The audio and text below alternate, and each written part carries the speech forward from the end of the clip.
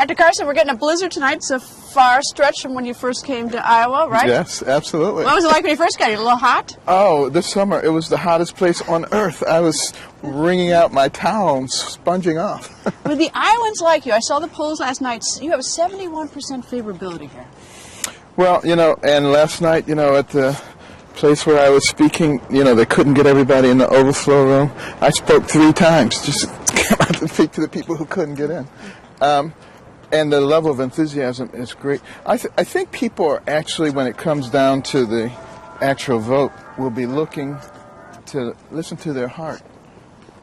And I think that's going to make a huge difference. I think everybody's going to be completely shocked. Well, it's interesting, sort of the wind down. And, as I came here today, I was sort of looking over my notes, and the first thing I thought of is that you lost a young volunteer here at Joplin. Yes. It's like, we all make this as such an aggressive game, and right. We're hitting everybody with the political issues and everything. Yeah. But, what it really are, people are given their hearts and souls. He gave his life, Absolutely. and for very important issues. And there's so many young people, hundreds and hundreds of young people from across the country who have come here and just dedicated, weeks or months at a time to trying to change the country, recognizing that our future is in great jeopardy, that we are destabilizing the financial foundation of our country, and nobody seems to care. How do you think voters should look at candidates? Candidates promise everything. You promise everything, everybody promises everything, or tells like it is, or whatever it is, but, how's a voter to know? Well, first of all, I don't promise everything. You don't get many promises from me at all. Well, you say that, you talk about the direction of the country. Right. You imply that you're going to do things. Right.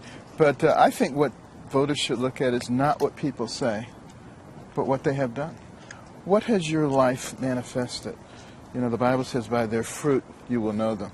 Not by their tongue you will know them, but by their fruit you will know them. Go back and look at the lives of all the people who are running. See what odds they've had to overcome, and see what they've accomplished, and see what contributions they've made to society. And it seems to me like that's the kind of leadership that we want, rather than people who just are very slick talkers, but what have they done? How do you know someone's a slick talker? I don't know if you're making a reference to Donald Trump, for instance. He's actually got a huge, he's done a lot in business. He's produced a lot. Not necessarily Donald Trump. I would just say if the shoe fits, wear it. And there are a lot of people, and you just look at what they've done. Does that count out sort of senators like Governor Christie says, because he says senators talk, but that they don't govern? Well, if there's senators who have accomplished a lot, have been responsible for a lot of very important legislation, I think that says a lot. Would you include Dr. Rand Paul? He's been a doctor, so before he went to the Senate, so he had a life before the Senate. And during his time as a doctor, he accomplished a lot of amazing things, I think that should be looked at. What's changed in this campaign process for you? How do you feel different if you do it all? Well, what have I learned? I've learned that there's incredible agendas on a lot of people's behalf, and I've learned that most of the media is very dishonest. They, for instance, all piled on, said, these stories that he tells are not true. And then when all the evidence was found that they were true, very few came back and said, oh, well, we discovered this. To me, that indicates an agenda rather than seeking the truth. By the media. Yeah. It's interesting, as we approach this big event, this caucus, that so many journalists are out here. We're all here. We're all out here. Trying to sort of sort this through to see it's a horse race. But this is just one. Iowa gets the first shot at this, but it's a long race. Well, it's a good process, though, because in Iowa, there are a lot of small towns and hamlets. You get to be up close and personal with a lot of people, and they get to see, most of the candidates. So I think that what happens tomorrow will be a tremendous bellwether. How does your faith play a role in your candidacy? Well, I think in the same way that everybody's faith plays a role in how they relate to other people and what they do. Even atheists have faith. It's just what do they manage to put their faith into. My faith says that you have to live by godly principles of loving your fellow man, caring about your neighbor, developing your God-given talents, and having values and principles that govern your life. Those values and principles, to me, are very important. So that's why I say I would rather lose an election than tell a lie. How's President Obama done? What's the assessment? I think you have to look at what his agenda is. In terms of fundamentally changing America, I think he gets an A on that. In terms of For the better? For his agenda, not for my agenda. For my agenda, he gets an F. But for his agenda, he gets an A. And, you know, this is what the American people are now going to have to decide. What kind of America do we want? Do we want the America where the government is central and where they control everybody's lives? Where, like last year, we add 81,000 pages of regulations to control everything that's going on? Or do they want an America that is centered around the people and their rights and encourages their innovation and their entrepreneurship, which are the things that took America from nowhere to the pinnacle of the world? Which America do you want? You talked about the media. If you got to be in the media, what question, I'll give you one question. Like you get to ask all the candidates a question. What would you ask Secretary Hillary Clinton? What's the one question you want to ask her?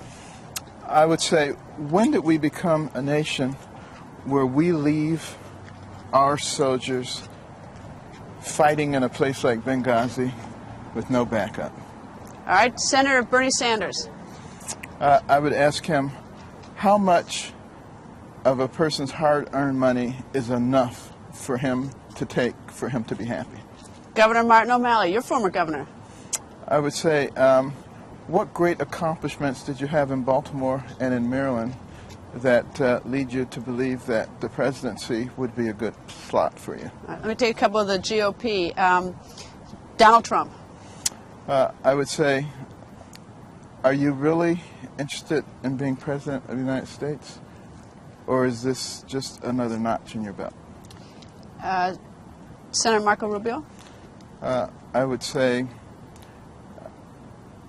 you're a nice guy and you're a good speaker, but show me exactly what things that you have accomplished that make you an outstanding individual. Senator Ted Cruz. Same question. Carly Fiorina.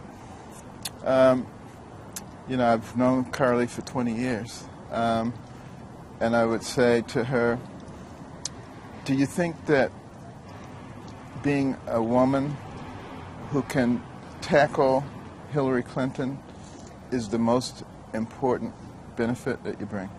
Governor Chris Christie. I would say, why did you not recognize that validating Barack Obama just before the election in 2012 was not a bad move? Governor Kasich. I would say, thanks for all your service. You've been the consummate politician, and you've done a very good job as a politician. Thank you. Governor Bush. Same. Same? Okay. And Senator Rand Paul? Appreciate your willingness to jump into the arena. And I've often asked people of science and medicine to get involved because they've learned to make decisions based on evidence and not on ideology. Okay, now the one, what would you ask Dr. Ben Carson that the rest of us haven't asked? I would say, what would you want people to think about as they go into the booth? And the answer would be, listen to your heart and not to the pundits. Dr. Carson, good luck tonight. Thank you very much. Thank you. you. And welcome to Iowa. I hope we all get out of here. The snowstorm is quite threatening. I think the media is getting its comeuppance.